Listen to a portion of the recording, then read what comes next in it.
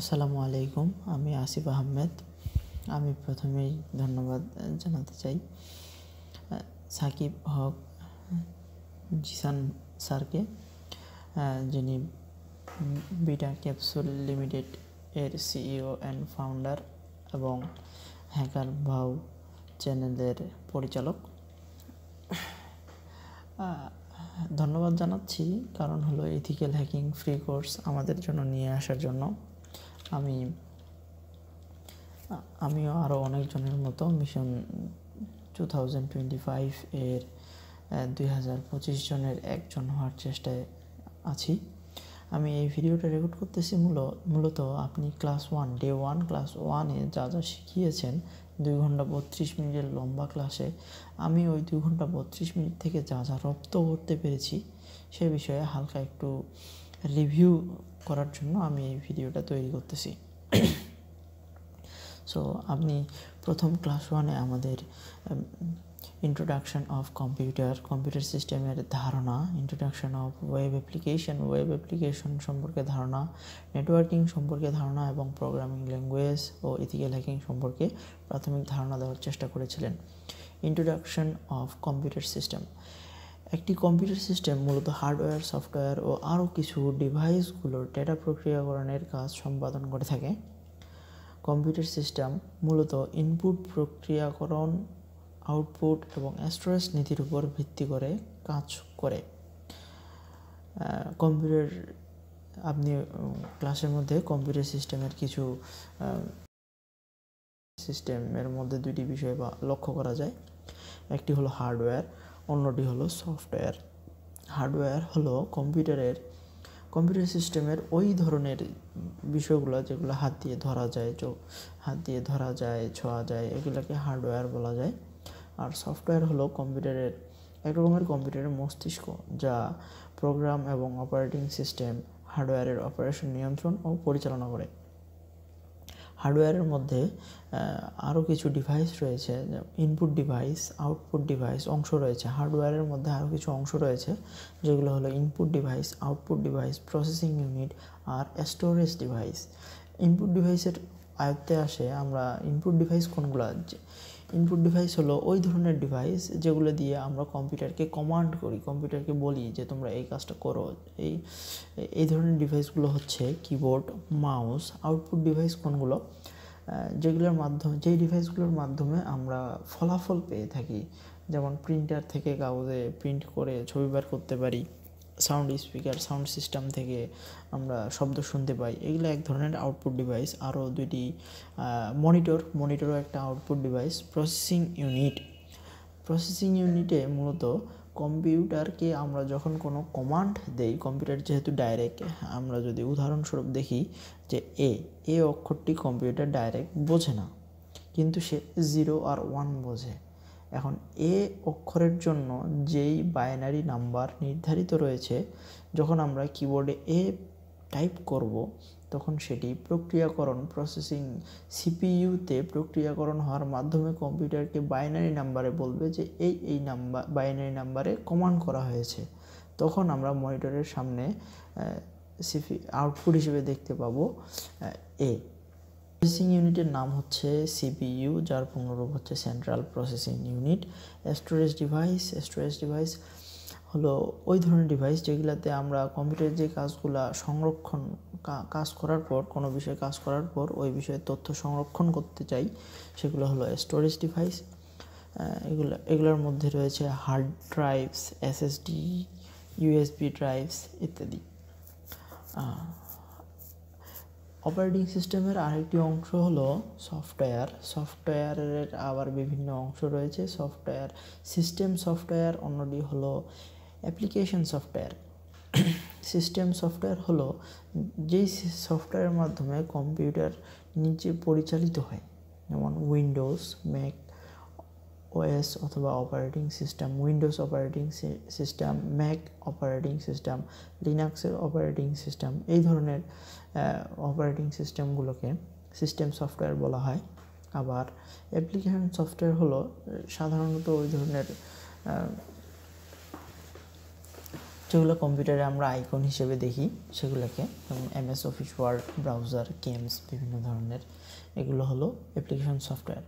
এছাড়াও আমি নিজে রিসার্চ করার পর জেনেছি যে কম্পিউটার সিস্টেমকে পূরণ করতে গেলে আমাদের আর ডাটা ও ইউজার এই দুটা অংশেরও প্রয়োজন হবে। ডাটা অর্থপূর্ণ তথ্য তৈরি করতে কম্পিউটার দ্বারা প্রক্রিয়াকৃত তথ্য, আর ইউজার হলো কম্পিউটার দ্বারা কাজ পরিচালনার জন্য প্রয়োজনীয় ব্যক্তি যদি না থাকে, ইউজার যদি না থাকে, তাহলে কম্পিউটার কোনো মূল্যই না। এটা 1000 টাকার নোট পড়ে আছে একটা রুমের মধ্যে, কিন্তু ওইটা খরচ করার মতো কেউ নেই।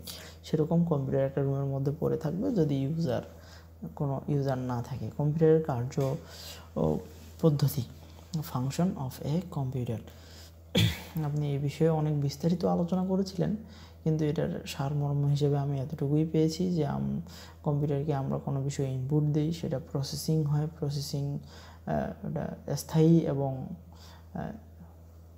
টেম্পোরারি এবং স্থায়ীভাবে স্টোরেজ করা সম্ভব হয়, তারপর ওটাকে আমরা আউটপুট হিসেবে পেয়ে থাকি। Introduction to web application, web অ্যাপ্লিকেশনের সম্পর্কে ধারণা। ওয়েব অ্যাপ্লিকেশন এক ধরনের সফটওয়্যার প্রোগ্রাম যা ওয়েব সার্ভারে চলে এবং এটি ওয়েব ব্রাউজারের মাধ্যমে অ্যাক্সেস করা যায়। আমাদের মোবাইলে অথবা কম্পিউটারে যেগুলো অফলাইন অ্যাপস থাকে, অ্যাপ্লিকেশন থাকে, সেগুলো শুধু অফলাইনে থাকার সময়ই ব্যবহার করা যায়, আর বাইরে হিউজ পরিমাণে ব্যবহার করা যায় না। কিন্তু ওয়েব অ্যাপ্লিকেশনের বিষয়টা এরকম নয়। ওয়েব অ্যাপ্লিকেশনে আপনার ইন্টারনেট সংযোগ আছে, আপনি পৃথিবীর যে কোনো জায়গা থেকে এই ওয়েব অ্যাপ্লিকেশন ব্যবহার করতে পারবেন। এই ওয়েব অ্যাপ্লিকেশন ব্যবহারের সুবিধা যে ইন্টারনেটের সাহায্যে পৃথিবীর যে কোনো প্রান্ত থেকে ওয়েব ব্রাউজারের সাহায্যে অ্যাক্সেসযোগ্য। পিসি, ট্যাবলেট, স্মার্টফোন এই ডিভাইসগুলোর ওয়েব ব্রাউজার দিয়ে ব্যবহার করা যায়। অটো আপডেট সিস্টেম থাকায় গ্রাহক সবসময় নতুন সংস্করণটি ব্যবহার করতে পারে। কিছু ওয়েব অ্যাপ্লিকেশন ব্যবহার, সোশ্যাল মিডিয়া, সামাজিক যোগাযোগ মাধ্যমের জন্য যেসব ওয়েব অ্যাপ্লিকেশন আমরা ব্যবহার করে থাকি সেগুলো, তাদের মধ্যে কয়েকটি হলো ফেসবুক, টুইটার অথবা এক্স, ইনস্টাগ্রাম, আরও অনেক রয়েছে। ই কমার্স সাইট যেমন Amazon, eBay, Flipkart, productivity tools, Google Docs, Microsoft 365 online, entertainment platforms, Netflix, YouTube, Spotify, etcetera. কিছু গুরুত্বপূর্ণ কিওয়ার্ডস, এই গুরুত্বপূর্ণ কিওয়ার্ডসগুলো হলো, আপনি যখন ওয়েব অ্যাপ্লিকেশন সম্পর্কে ধারণা দিচ্ছিলেন তার মাঝে মাঝে কিছু শব্দ ব্যবহার করেছেন, যেটা হলো র্যানসমওয়্যার হলো যে আপনি ইন্টারনেটে আপনার কাছে কোনো ওইরকম অর্থ নাই যে একটু অথেন্টিক অথবা সার্টিফিকেটধারী কোনো সফটওয়্যার ব্যবহার করতে পারবেন, কারণ ওটা অনেক বহুমূল্য। এখন আপনি একটা ক্র্যাক ফাইল ব্যবহার করে অথবা কপি ফাইল ব্যবহার করে সেটা আপনি ব্যবহার করতেছেন, কিন্তু ওই ক্র্যাক ফাইলের মধ্যে ম্যালওয়্যার ইনজেক্ট করার মাধ্যমে আপনার কম্পিউটারে অবৈধভাবে হস্তক্ষেপ করে নেওয়া, মানে নিজের আয়ত্তে নিয়ে নেওয়া, এই বিষয়টাকে বলা হয় র্যানসমওয়্যার। আর টুলস, কম্পিউটারে বিভিন্ন কাজ করার জন্য বিভিন্ন টুলস ব্যবহার করা হয়ে থাকে। ফ্রেমওয়ার্ক, একটি কাজ সম্পাদন করে একটি টুলস, একাধিক টুলস দিয়ে তৈরি হয় একটি অ্যাপ্লিকেশন, আর একাধিক অ্যাপ্লিকেশন মিলে যা তৈরি হয় তাকে ফ্রেমওয়ার্ক বলে। আপনি কথা বলতে বলতে দুটি ওয়েবসাইট সম্পর্কে ধারণা দিয়েছিলেন, যে অজিনেট ফ্রেমওয়ার্ক, এখানে কিভাবে কোন সিস্টেম কিভাবে কাজ করে সেই বিষয়ে বিস্তারিত ধারণা পাওয়া যায়। আর এটা হলো আইপি ইনফো, যে আমি যদি এই ওয়েবসাইটে আমি যদি আমার আইপি অ্যাড্রেসটা ব্যবহার করি, তাহলে আইপি অ্যাড্রেস দিয়ে সার্চ করি, তাহলে আমার লোকেশন সম্পর্কে ধারণা পাওয়া যাবে। ইন্ট্রোডাকশন টু নেটওয়ার্কিংয়ের ধারণা। Networking refers to the interaction of multiple device. Networking হলো অনেকগুলো ডিভাইসের মধ্যে অন্তর্সম্পর্ক স্থাপন করা, such as computer, servers and peripheral. যেমন কম্পিউটার সার্ভার এবং একটা নির্দিষ্ট এরিয়ার মধ্যে ডিভাইসের মধ্যে সম্পর্ক গড়ে তোলা, to share resources, communicate and exchange data. Data resource share অথবা যোগাযোগ এবং ডাটা আদান প্রদান করার জন্য এই নেটওয়ার্কিং সিস্টেম ব্যবহার করা হয়ে থাকে।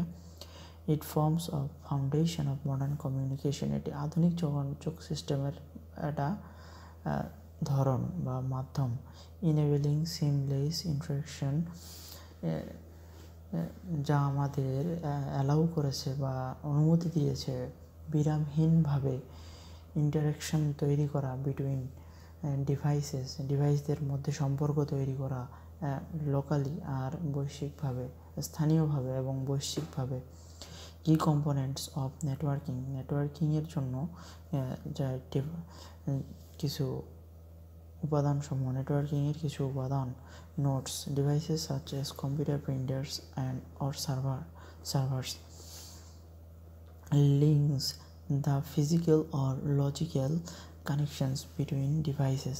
ফিজিক্যাল কানেকশনের জন্য আমরা বিভিন্ন ধরনের ডাটা ব্যবহার করে থাকি, আর লজিক্যাল কানেকশন হলো ওয়াইফাইয়ের মাধ্যমে কোনো জিনিস শেয়ার করা অথবা শেয়ার ইটের মাধ্যমে কোনো জিনিস শেয়ার করা। মোবাইলের অ্যাপ্লিকেশন শেয়ার ইটের কথা বলছি আমি এখানে।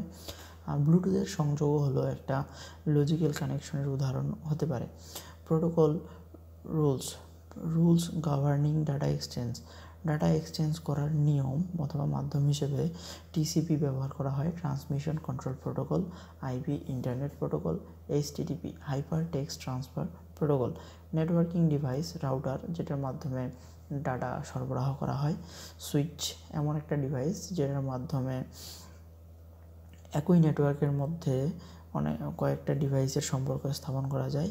Access point, facilities wireless connections. Access পয়েন্টের মাধ্যমে রাউটারের ছোট ভার্সন, এটা ছোট একটা ডিভাইস যেটার মাধ্যমে ওয়্যারলেসলি কানেকশন স্থাপন করা যায় কয়েকটি ডিভাইসের মধ্যে।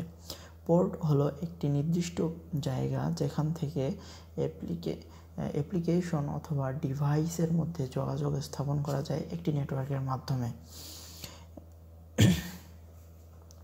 পোর্ট ব্যবহার করার মাধ্যমে একটি ডিভাইসে একাধিক অ্যাপ্লিকেশন একযোগে ব্যবহার করা যায়।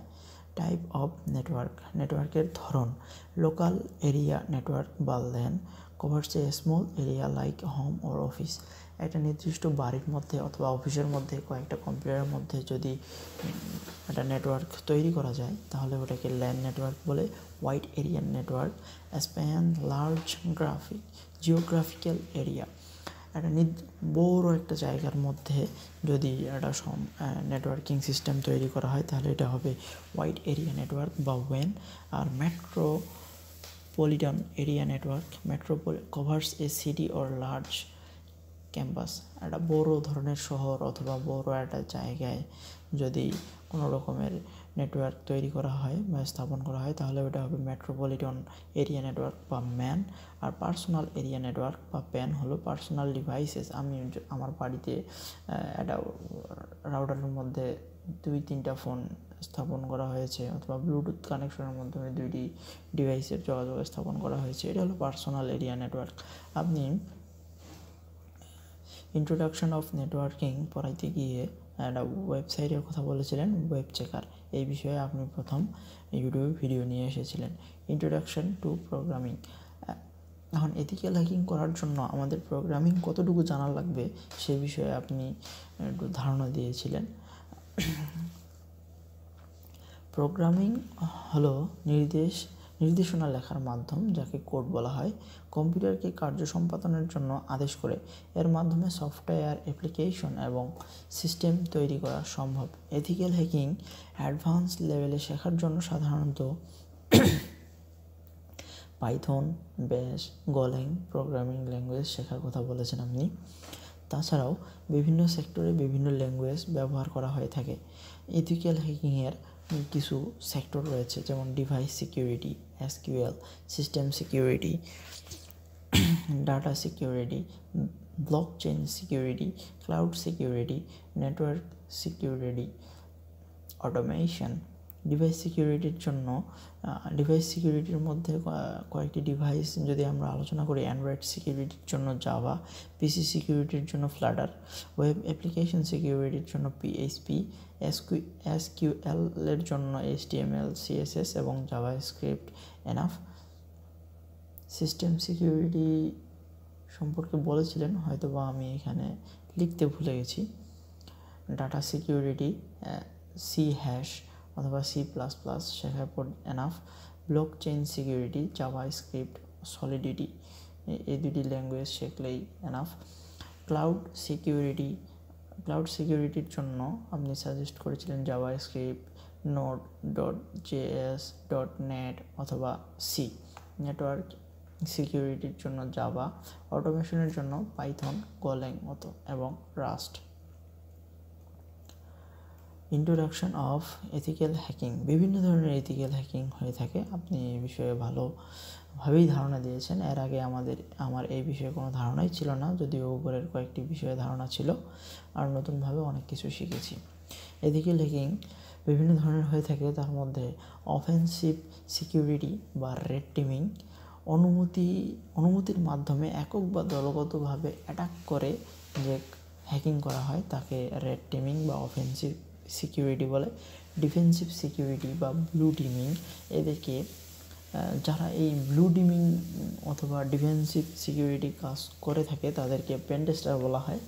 এরা সিস্টেমে ফল্ট খুঁজে সমাধান দেওয়ার জন্য হ্যাকিং করে, নিজে থেকেই নিজের ওয়েবসাইট অথবা ক্লায়েন্টের ওয়েবসাইটে নিজে থেকে হ্যাক করে ফল্ট খুঁজে বের করে সমাধান এবং ফল্ট খুঁজে সেটা সমাধানও দেওয়ার চেষ্টা করে। কম্বো সিকিউরিটি বলতে অফেন্সিভ এবং ডিফেন্সিভ সিকিউরিটি দুইটাই মিলে যারা কাজ করে তারা হলো পার্পল টিমিং, যারা অফেন্সিভ ও ডিফেন্সিভ উভয় সিকিউরিটি নিয়ে কাজ করে তাদেরকে পার্পল টিমিং বলে। এতটুকুই ছিল আমার রিভিউ। ধন্যবাদ।